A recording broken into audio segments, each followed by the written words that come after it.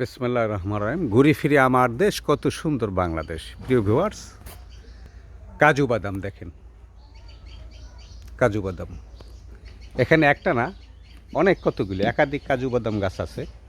হ্যাঁ, এই যে কাজু বাদাম হয়ে রয়েছে, এই যে এই যে কতগুলি হয়ে রয়েছে। হ্যাঁ, কাজু বাদাম। তো এই গাছগুলি যিনি লাগাইছেন, আমেরিকান ভদ্রমহিলা, ওনাকে আমরা খুব শ্রদ্ধাভরে স্মরণ করি। ওনার নাম কাশা, উনি মারা গেছেন কোনো একটা দুর্ঘটনায়। তো যাই হোক, আজকে উনি পৃথিবীতে নাই, কিন্তু ওনার লাগানো গাছ শুধু কাজু বাদাম গাছ না, আরও অনেক কতগুলি গাছ আছে, যেগুলি ঔষধি গাছ আছে, আমলকি গাছ, আরও বিভিন্ন ধরনের ফলের গাছ লাগানো হয়েছে। তো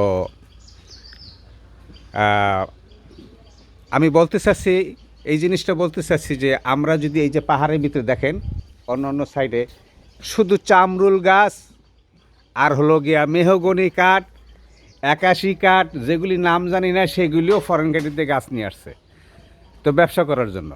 তা আমি এই সমস্ত পাহাড়ে কি না হয় বলেন, আঙ্গুরও তো হয়, আঙ্গুর হয়, আপেল গাছ লাগাইলে সেটাও হবে। উনি লাগাইয়া গেছেন 3-4 বছর আগে, কত বড় হয়ে গেছে, ফলন ধরছে কাজু বাদামে।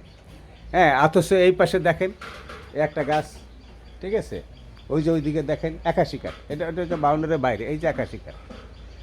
তা আসলে এই সমস্ত আমরা দূষিত গাছ না লাগাই, আমরা ফলের গাছ লাগাই। দেখেন কত সুন্দর কাজু বাদাম হয়ে রয়েছে। হ্যাঁ, তা আমরা ফলের গাছ লাগাইলে কি হবে, আমাদের কাঠও হবে, আমরা ফল খেতে পারবো, আমাদের ফার্নিচার হবে। যেভাবে দ্রুত জলবায়ু পরিবর্তন হচ্ছে, বিগত দিনে 300 কোটি গাছ কেটে ফেলানো হয়েছে। তা আসুন, উচিত ছিল 300 কোটি গাছ কাটার সাথে সাথে 600 কোটি গাছ লাগানো। আজকে কিন্তু যেভাবে তাপদাহ বাড়ছে, এভাবে তাপদাহ বাড়তো না যদি গাছগুলি থাকতো। তা আসুন এখনই সচেতন হয়ে, এখন যদি আপনি একটা গাছ লাগান, এটার রেজাল্ট পাইতে 15 বছর সময় লাগবে। তা আসুন গাছ লাগাই, দেশ বাঁচাই। দেশ বাঁচলে আপনার ভবিষ্যৎ শিশু সন্তান বাঁচবে। যে যেখানে থাকেন ভালো থাকেন, সুস্থ থাকেন।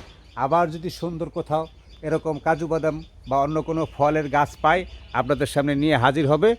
ভালো থাকবেন এবং প্রতিবেশীকে ভালো রাখবেন। আসসালামু আলাইকুম।